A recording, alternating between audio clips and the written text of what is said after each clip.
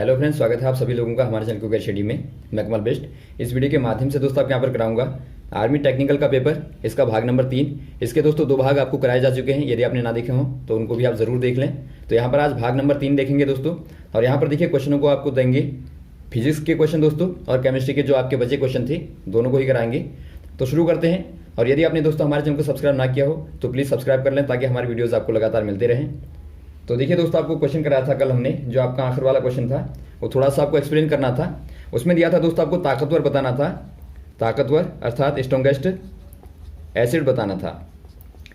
यदि आप बात करें दोस्तों, एसिड के ऑप्शन आपको दिए थे, HCl दिया था, HNO3 दिया था और आपको H2SO4 दिया था और एक आपको और दिया था जो आपका वीक था।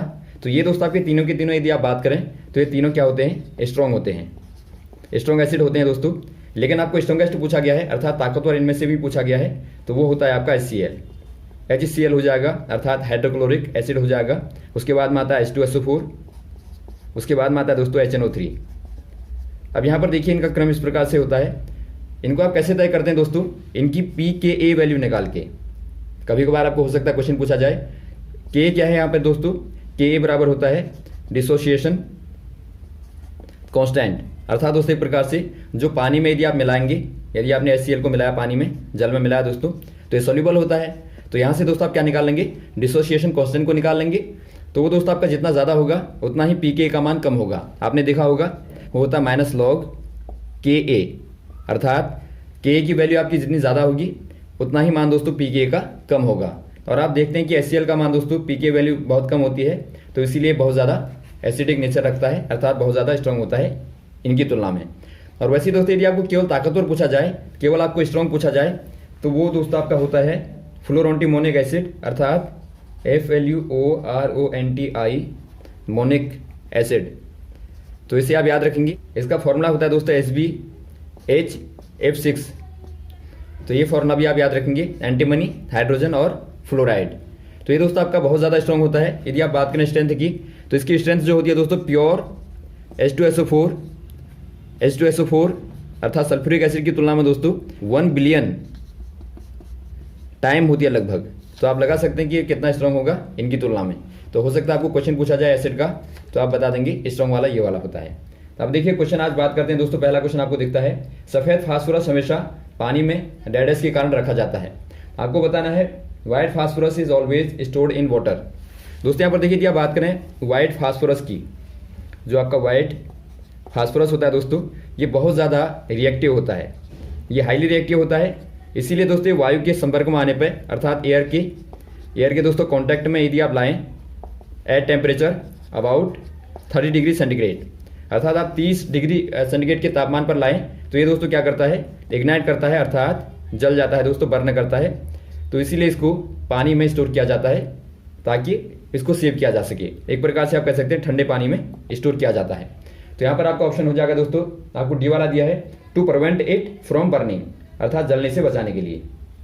अगला क्वेश्चन देखता है दोस्तों, आपको pH value of pure water अर्थात शुद्ध पानी का आपको pH मान बताना है। यदि आप दोस्तों बात करें pH मान की, अभी आपने देखा pKa वैल्यू, यदि आप दोस्तों pH मान को देखें, pH बराबर होता है -log H पॉजिटिव, अर्थात H पॉजिटिव मतलब दोस्तों आपका कंसंट्रेशन होता है, कंसंट्रेशन अर्थात H को आप कंसंट्रेशन कहते हैं। तो कंसंट्रेशन का दोस्तों यदि आप नेगेटिव लॉग निकालेंगे तो वही pH मान देता है। और pH वैल्यू क्या बता दिया दोस्तों, नेचर बता दिया सॉल्यूशन का कि वो एसिडिक होगा या न्यूट्रल होगा या फिर बेसिक होगा, अर्थात अम्लीय होगा या फिर उदासीन होगा या फिर क्षारीय होगा। अब यहाँ पर देखिए दोस्तों, यदि आप बात करें वाटर की, H2O बराबर क्या होता है, H पॉजिटिव और OH नेगेटिव। और यहाँ पर दोस्तों जो आपका मान होता है कंसंट्रेशन का, दोनों का बराबर होता है। और ये आपका होता है 1 × 10⁻⁷ मोलर। तो यहाँ से आप यदि pH को निकालेंगे यहाँ पे, तो pH बराबर हो जाएगा -log, यहाँ पर आप मान रखेंगे 1 × 10⁻⁷। तो यहाँ पर देखिए दोस्तों आपका -7 आगे आ जाएगा, लॉगरिथम वाला फॉर्मूला लगाएंगे तो +7 हो जाएगा और log 10। और आप जानते हैं log 10 का मान क्या होता है, 1 होता है। तो ये दोस्तों आपको 7 देता है। तो 7 pH मान कहने का मतलब है, यदि आप 7 पे देखें स्केल पे दोस्तों, तो 7 पे आपका क्या होता है, 7 पे दोस्तों होता है आपका न्यूट्रल अर्थात उदासीन होता है। और यदि आप 7 के ऊपर जाएंगे तो आपको मिलेगा बेसिक अर्थात क्षारीय मिलेगा। और आप नीचे आएंगे तो आपको मिलेगा एसिडिक अर्थात अम्लीय मिलेगा। तो ये भी आपको पता होने चाहिए। तो इस प्रकार से दोस्तों कभी कभार आपको pH मान निकालने को पूछा जाता है, तो आप इस फॉर्मूले से आराम से निकाल लेंगे। अब देखिए अगला क्वेश्चन क्या दिखता है आपको दोस्तों, तो यहाँ पर क्या हो जाएगा दोस्तों, आपका 7 हो जाएगा। अगला क्वेश्चन दिखता है आपको क्लोरोफॉर्म का आणविक सूत्र क्या होता है, अर्थात मॉलिक्यूलर फॉर्मूला ऑफ क्लोरोफॉर्म। यदि आप बात करें दोस्तों क्लोरोफॉर्म की, ये होता क्या है क्लोरोफॉर्म, ये दोस्तों एक प्रकार से मानव के द्वारा बनाया गया दोस्तों, अर्थात मैन मेड बाई प्रोडक्ट है। और इसका इस्तेमाल खासतौर पर किया जाता है दोस्तों वाटर को इन्फेक्टेड करने के लिए, अर्थात एक प्रकार से आप कह सकते हैं जल को दोस्तों शुद्ध करने के लिए एक प्रकार से इसका इस्तेमाल किया जाता है। और इसका केमिकल फॉर्मूला होता है दोस्तों, या फिर आप कहें मॉलिक्यूलर फॉर्मूला, वो आपका होता है CHCl3। तो एक क्लोरोफॉर्म होता है। तो यहाँ पर आपने देखा दोस्तों पानी को प्योर करने में भी इस्तेमाल होता है, क्योंकि आप देखते हैं यहाँ पर क्लोरीन है, और आप जानते हैं क्लोरीनीकरण का दोस्तों इस्तेमाल किया जाता है पानी को प्योर करने में। इसमें दोस्तों इस्तेमाल होता है आपका ब्लाउचिंग पाउडर भी होता है। और आपने ये भी क्लोरोफॉर्म को भी देखा, तो ये भी पूछा जाता है बार बार कि बताइए पानी को हम किस प्रकार से शुद्ध करते हैं, तो ये भी दोस्तों आप तैयार करेंगे। तो यहाँ पर दोस्तों केमिस्ट्री के क्वेश्चन कंप्लीट हो गए। अब बात करते हैं फिजिक्स के क्वेश्चनों की। देखिए दोस्तों यहाँ पर आपको सेक्शन नंबर C में देखते हैं फिजिक्स के क्वेश्चन, जो कि आपके 15 क्वेश्चन पूछे जाते हैं, आपको मालूम होगा। पहला क्वेश्चन दोस्तों आपको दिखता है 11 वाला, रॉकेट डैश सिद्धांत के कारण कार्य करता है, अर्थात आपको बताना है working of rocket is based on the principle. दोस्तों यहाँ पर देखिए जो रॉकेट होता है, बार बार एक क्वेश्चन पूछा जाता है, वो दोस्तों नीचे को क्या करता है, फ्यूल को छोड़ता है, अर्थात नीचे को एक बल लगता है दोस्तों, मान लें आप F12, तो नीचे से भी दोस्तों इसके ऊपर की ओर बल लगेगा, तो उसको आप मान लेंगे F21 मान लें। तो यहाँ से आप जानते हैं कि F12 बराबर माइनस F21 होता है, अर्थात बराबर होता है लेकिन अपोजिट होता है, विपरीत दिशा में बल लगता है। तो इसी के कारण दोस्तों रॉकेट ऊपर को उड़ता है। और ये कहता है दोस्तों न्यूटन का थर्ड लॉ ऑफ मोशन। तो यहाँ पर आप कह देंगे दोस्तों न्यूटन, ऑप्शन नंबर B वाला। अगला क्वेश्चन देखिए दोस्तों, विद्युत बैटरी का आविष्कार किसने किया, आपको बताना है who invent the first electric battery. दोस्तों यहाँ पर देखिए जो बैटरी है उसका दोस्तों इन्वेंट किया है, अर्थात आविष्कार किया है वोल्टा ने दोस्तों 80s में किया था। तो यहाँ पर दोस्तों एलेसांड्रो वोल्टा हो जाएंगे, ऑप्शन नंबर C वाला। अगला क्वेश्चन देखिए दोस्तों, सूर्य से आती हुई किरण जिस बिंदु पर मिलती है उसे कहते हैं, अर्थात आपको बताना है the point of convergence of parallel beams coming from the sun is called.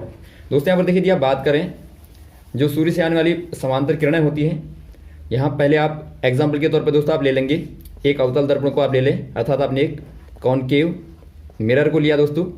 तो यहाँ पर देखिए माना यहाँ पर सोर्स आपका अनंत में है और आपने मान लिया सन है, तो यहाँ से अनंत से आने वाली प्रकाश की जो किरणें होती हैं आपको मालूम होना चाहिए वो दोस्तों क्या होती हैं, पैरेलल होती हैं दोस्तों, और स्ट्रेट होती हैं, सीधी लाइन में चलती है, समांतर रेखा में चलती हैं। तो यहाँ पर आप मान लें दोस्तों सेंटर ऑफ कर्वेचर अर्थात वक्रता केंद्र, और इसके आधे में हो जाएगा फोकस। तो यहाँ पर दोस्तों रिफ्लेक्शन का जो पहला लॉ कहता है कॉनकेव के लिए, अनंत से आने वाली जो समांतर किरणें होती हैं परावर्तन के बाद दोस्तों कहाँ से होगी जाती हैं, मुख्य फोकस से, अर्थात F से होती हुई जाएंगी, और जो दोस्तों मुख्य फोकस से जाएंगी वो परावर्तन के बाद में समांतर हो जाएंगी। तो ये दो लॉ होते हैं, इनको आप याद रखेंगे, दोनों को आप याद रखेंगे। इसके आधार पर आपके बार बार क्वेश्चन आते हैं, तो आप इस प्रकार से इनके आधार पर ही इमेज को भी दोस्तों निकाल सकते हैं। तो यहाँ पर देखिए दोस्तों क्या हो जाएगा, आपने देखा अनंत से आने वाली कहाँ से जाती हैं, फोकस से। तो यहाँ पर ऑप्शन नंबर पहला वाला हो जाएगा आपका। अगला क्वेश्चन देखिए दोस्तों, 0 डिग्री का फ़ारेनहाइट में स्केल में मान क्या होगा, अर्थात 0 degree centigrade is equal to in Fahrenheit scale. ये दोस्तों आपका बार बार ये क्वेश्चन आपका आता है टेम्परेचर कन्वर्जन वाला। इसके लिए दोस्तों एक फॉर्मूला बताया था हमने आपको कि C-0/100 बराबर F-32/180 और इक्वल टू K-0/273। इसे आप याद कर लेंगे। यहाँ पर देखिए जो आपका 0 है दोस्तों, ये यदि आप बात करें सेल्सियस पैमाने की अर्थात सेल्सियस स्केल की बात करें, तो वहाँ पर दोस्तों आपका जो इनिशियल पॉइंट होता है, जो मूल बिंदु होता है जहाँ से आप शुरू करेंगे वो आपका 0 होता है, और एंड वाला होता है दोस्तों 100, अर्थात आप कहेंगे 100 खाने इसमें होते हैं। और वैसे दोस्तों यदि यहाँ पर आप बात करें तो यहाँ पर दोस्तों खानों की संख्या होती है 180, ये आपके खानों की संख्या होती है, और यहाँ पर 32 दोस्तों इनिशियल अर्थात प्रथम वाला जो कॉलम होता है वो आपका 32 होता है। और वैसे आप यहाँ पर बात करें तो यहाँ पर आपका शुरुआत वाला 0 हो गया और खानों की संख्या 273। तो इसके आधार पर दोस्तों आप कन्वर्जन कर सकते हैं, कोई भी आपको दिया होगा दोनों को आप ले लेंगे। माना आपको सी और एफ का दिया है तो आप दोनों को ले लेंगे, यदि आपको एफ और के का दिया है तो आप इन दोनों को ले लेंगे। तो इस प्रकार से आप आपस में इक्वेशन को सॉल्व करके आराम से निकाल लेंगे। तो यहाँ पर आपको 0 पर पूछा गया है तो आप यहाँ पर रखेंगे तो देखिए क्या मिलेगा आपको, 0 बराबर f माइनस 32 अपॉन 180। तो ये तो आपका यहाँ चला जाएगा, 0 हो जाएगा। तो f बराबर आपको मिलता है 32। तो 0 पर दोस्तों आपका f का मान होता है 32। तो यहाँ पर ऑप्शन नंबर बी वाला आपका सही हो जाएगा। अगला क्वेश्चन देखिए दोस्तों, कोणीय संवेग का मात्रक क्या होता है, अर्थात आपको बताना what is the unit of angular momentum. पहले आप समझिए दोस्तों एंगुलर मोमेंटम होता क्या है। एंगुलर मोमेंटम एक तो आपने पढ़ा था दोस्तों लीनियर मोमेंटम। लीनियर मोमेंटम अर्थात रेखीय संवेग। ये दोस्तों आपका एंगुलर है अर्थात कोणीय संवेग। लीनियर कहने का मतलब है दोस्तों जो आपका एक सीधी रेखा पे एक प्रकार से आपने माना एक बॉडी को यहाँ पर रखा है m को और इसका वेग माना v है, तो इसका मोमेंटम क्या होगा दोस्तों, mv होगा। लेकिन यहाँ पर देखिए जो आपका कोणीय वाला आता है ये दोस्तों आपका सर्कुलर मोशन में आता है। माना कोई पिंड है यहाँ पर m द्रव्यमान का और ये दोस्तों आपका केंद्र से लेके कोई ओरिजिन होगी, यहाँ पर ये ओरिजिन होती है, उसके रेस्पेक्ट में दोस्तों ये लगातार घूमता है। जिस प्रकार से आप ओरिजिन के तौर पे यदि आप सन को ले लें तो अर्थ दोस्तों लगातार इस प्रकार से घूमती है। तो यहाँ पर एग्जाम्पल के तौर पर आप इसको समझ सकते हैं। तो यहाँ से दोस्तों ये घूमेगा, माना आपका v वेलोसिटी के साथ में घूम रहा है या फिर आप कहें संवेग p के साथ में घूम रहा है और ये दूरी आपकी दोस्तों r है। इसे आप कह सकते हैं पोजीशन वेक्टर, इसे आप कहते हैं पोजीशन वेक्टर। और ये दोस्तों क्या है, लीनियर मोमेंटम। तो यहाँ से आप यदि फॉर्मूला निकालें दोस्तों, जो आपका एंगुलर मोमेंटम होता है, एंगुलर मोमेंटम अर्थात कोणीय संवेग, L बराबर होता है R क्रॉस P। R क्या है दोस्तों, पोजीशन वेक्टर, P है आपका मोमेंटम। अर्थात यहाँ से अब यदि आप मात्रक निकालें दोस्तों तो R क्रॉस P से मात्रक निकालें तो R क्या है, R तो आपकी दूरी है और P बराबर आप जानते हैं mv होता है अर्थात द्रव्यमान गुणा वेलोसिटी होता है, रेखीय संवेग बराबर। तो यहाँ से दोस्तों देखिए मात्रक क्या निकल जाएगा, मीटर गुणा m है द्रव्यमान है तो किलोग्राम गुणा तो वेलोसिटी बराबर क्या होता है, वेलोसिटी बराबर होता है दोस्तों आपका मीटर पर सेकंड, तो मीटर पर सेकंड। तो यहाँ से आप निकालेंगे तो आपका मीटर गुणा मीटर आपका मीटर स्क्वायर हो जाएगा, तो किलोग्राम मीटर स्क्वायर बटे सेकंड। तो ऑप्शन नंबर कौन सा दिखता है आपको, बी वाला दिखता है, तो आप बी वाले में टिक कर देंगे। और साथ ही साथ दोस्तों आप ये फॉर्मूले भी याद रखेंगे ताकि आपको इनके आधार पर पूछा जाए तो आप कर पाएं।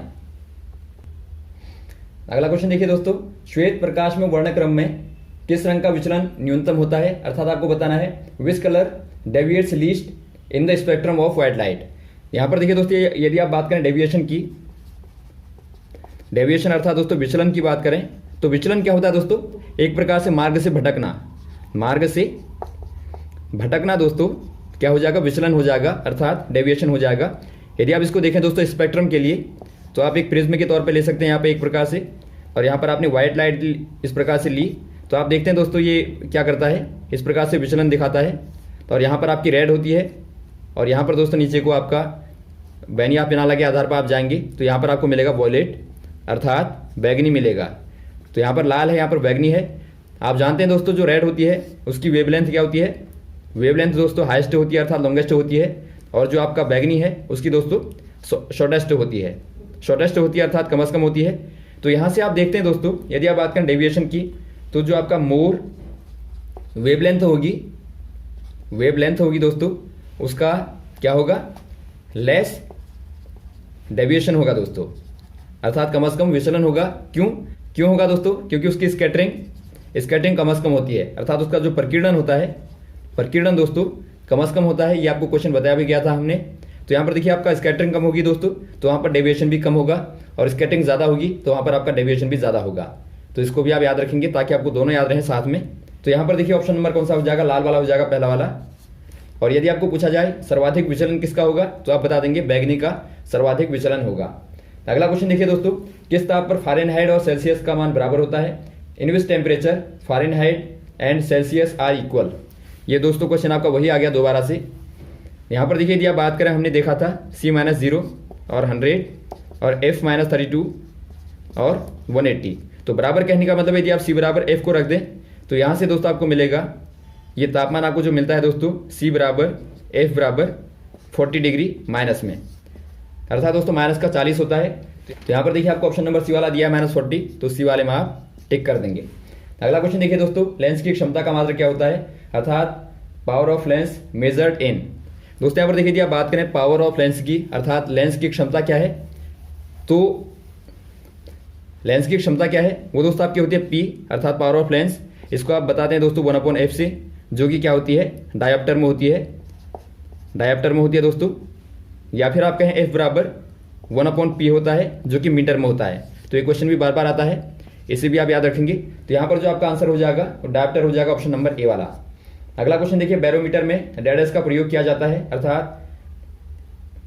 अर्थात इन अ बैरोमीटर डेडेस इज यूज्ड। बात करें दोस्तों यदि बैरोमीटर की, बैरोमीटर एक प्रकार का पैमाना है। बैरोमीटर क्या है दोस्तों, एक प्रकार का साइंटिफिक इंस्ट्रूमेंट है, और ये क्या करता है, ये दोस्तों दाब को मापता है, गैसों के दाब को दोस्तों मापता है। अर्थात इसमें दोस्तों पारे का खासतौर पर इस्तेमाल होता है। इस प्रकार से देखिए इस्तेमाल किया जाता है, यहाँ पर पारा होगा बीच में दोस्तों, मरकरी अर्थात पारा होगा, और ये दोस्तों दाब के साथ में क्या दिखाएगा, फ्लक्चुएशन दिखाएगा। इसी के आधार पर दोस्तों दाब का माप किया जाता है। तो ऑप्शन नंबर यहाँ पर आपका हो जाएगा, तो ऑप्शन नंबर यहाँ पर आपका हो जाएगा डी वाला, मरकरी का। अगला क्वेश्चन देखिए दोस्तों, प्रति इकाई क्षेत्र में लगने वाले बल को क्या कहते हैं, अर्थात applied force per unit area is called. बहुत ही सिंपल है, पर यूनिट एरिया। तो यदि आप बात करें फोर्स पर यूनिट एरिया, ये क्या होता है दोस्तों, ये होता है आपका दाब, अर्थात प्रेशर होता है। इसको आप प्रेशर कहते हैं, दाब कहते हैं। प्रति इकाई क्षेत्रफल पर लगने वाला बल दोस्तों दाब कहलाता है। तो ऑप्शन नंबर यहाँ पर हो जाएगा आपका प्रेशर, ऑप्शन नंबर डी वाला। अगला क्वेश्चन देखता है दोस्तों आपको, डाइन डेडेस की इकाई है, अर्थात डाइन इज यूनिट ऑफ। यदि आप बात करें दोस्तों डाइन की, डाइन और दोस्तों न्यूटन दोनों ही क्या होते हैं दोस्तों, बल अर्थात फोर्स की यूनिट होती हैं। पहली वाली दोस्तों यदि आप बात करें न्यूटन को बात करें, तो ये आपकी होती है इंटरनेशनल यूनिट सिस्टम, अर्थात दोस्तों एसआई यूनिट होती है, एसआई कहते हैं आप। और यदि आप बात करें डाइन की दोस्तों, तो ये दोस्तों आपकी होती है सेंटीमीटर ग्राम सिस्टम, अर्थात दोस्तों सीजीएस। तो ये आपकी सीजीएस पद्धति में होती है दोस्तों बल का मात्रक। और यदि आप बात करें एसआई पद्धति में, तो वहां पर आपका होता है न्यूटन। तो इस प्रकार से आप निकाल लेंगे।